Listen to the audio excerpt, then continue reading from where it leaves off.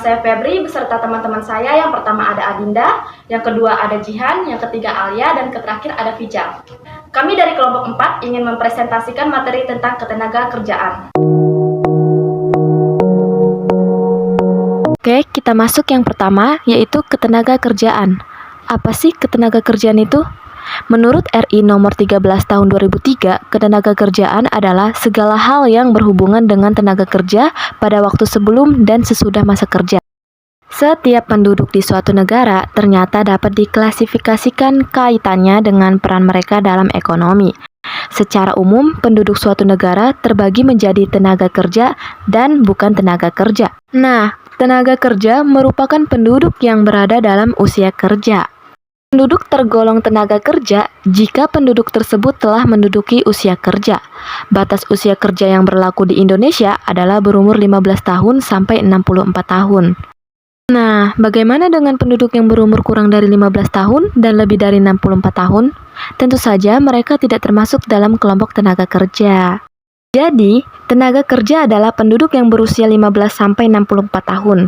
Sedangkan penduduk yang di bawah usia 15 tahun dan usia di atas 64 tahun termasuk bukan tenaga kerja. Lihat dari konsep tersebut, berarti kita termasuk tenaga kerja ya teman-teman. Jadi, kalau begitu aku udah boleh kerja dong. Ya, secara usia bisa saja, namun kita masih memiliki status pelajar, sehingga tergolong bukan angkatan kerja. Perhatikanlah contoh berikut ini. Zeka berusia 25 tahun dan ia bekerja sebagai guru, sedangkan Fahmi berumur 16 tahun dan masih duduk di kelas 11 SMA. Berdasarkan keterangan tersebut, Zeka termasuk angkatan kerja, namun Fahmi termasuk kelompok bukan angkatan kerja. Nah, dilihat dari usia mereka, Zeka dan Fahmi merupakan sama-sama tenaga kerja.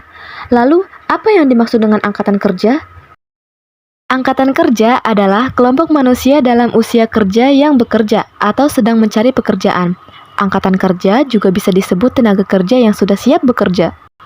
Jadi, contoh tadi, maka Zeka yang sebagai guru merupakan angkatan kerja.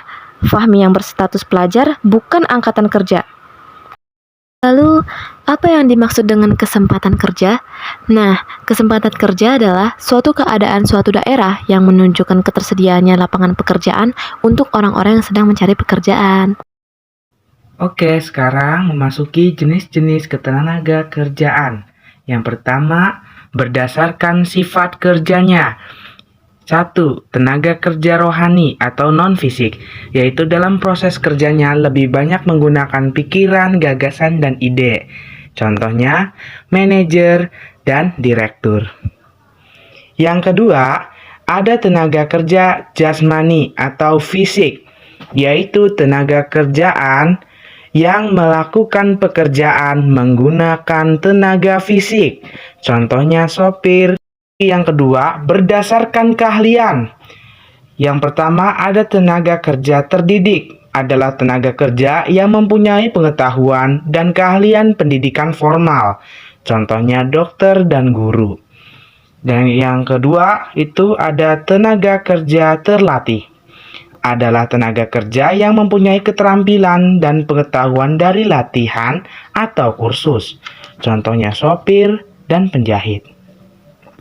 Dan yang terakhir nih, ada tenaga kerja tidak terdidik dan tidak terlatih. Adalah tenaga kerja yang memperoleh keterampilan dan pengalaman atau kebiasaan. Berdasarkan tersebut, ada contoh beberapa yang berdasarkan tenaga kerjaan tidak terdidik dan tidak terlatih, yaitu contohnya ada tukang parkir dan tukang sapu. Selanjutnya, kita masuk ke masalah ketenaga kerjaan. Yang pertama, ini adalah pengangguran. Pengangguran adalah masalah yang paling banyak sekali ditemui di Indonesia. Udah nggak asing lagi kan ngedengar kata pengangguran? Atau ada yang belum paham apa itu pengangguran? Jadi, pengangguran itu orang yang nggak punya pekerjaan atau orang yang sedang mencari pekerjaan. Kedua, jumlah angkatan kerja yang tidak seimbang dengan kesempatan kerja. Ini menandakan bahwa pertumbuhan penduduk yang sangat cepat sehingga menimbulkan angkatan kerja yang besar jumlahnya.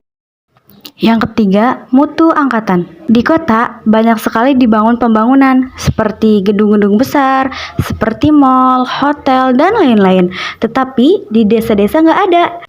Sebab itu, persebaran angkatan kerja tidak merata. Lalu, bagaimana kita untuk meningkatkan kualitas ketenaga kerjaan? Yang pertama, yakni membuat undang-undang yang baru di bidang ketenaga kerjaan. Saat ini kita menggunakan Undang-Undang Nomor 13 Tahun 2003. Tetapi ketika kita melihat kemajuan kondisi ekonomi saat ini ya, ekonomi semakin maju, kemudian harga-harga juga semakin naik. Ini ada perlu mengatur banyak hal dan juga keberpihakan terhadap tenaga kerja yang lebih nyata. Terkait dengan pemberlakuan upah minimum yang memperhatikan bagaimana cara tenaga kerja itu mampu untuk hidup layak. Lalu yang kedua ini adalah perbaikan dalam pendidikan. Tadi kenapa alasannya orang tidak diterima di sebuah perusahaan?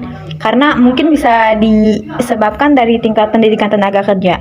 Karena sebagian besar lulusan di Indonesia ini adalah lulusan sekolah dasar.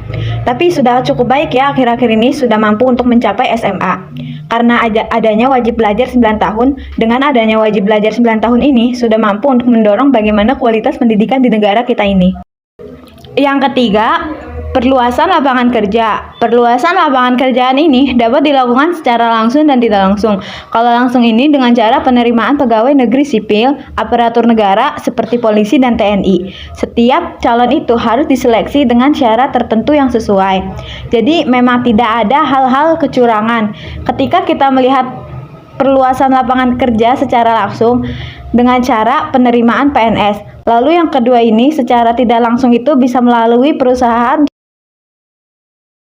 Apa itu upah? Nah, upah adalah balas jasa atas faktor produksi dari tenaga kerja. Lalu yang pertama ada beberapa teori upah. Kita masuk dulu ke yang pertama yaitu teori upah alami atau bisa disebut juga teori upah normal. Ini dikemukakan oleh tokoh ekonomi yakni David Ricardo yang membagi dua macam dalam teori upah alami. Itu ada upah alami dan juga ada upah pasar. Apa sih upah alami? Upah yang tergantung pada kekuatan permintaan dan penawaran tenaga kerja di pasar. Itu akan mempengaruhi tingkat upahnya. Dipakai sebagai acuan agar pekerja hidup layak. Nah, sesungguhnya yang diterima pekerja adalah upah pasar. Upah pasar lebih tinggi dari upah alami, maka kemakmuran meningkat kepada para pekerja. Nah, waktunya membahas tentang pengangguran. Apa itu pengangguran? Pengangguran adalah golongan angkatan kerja yang belum melakukan suatu kegiatan yang menghasilkan uang.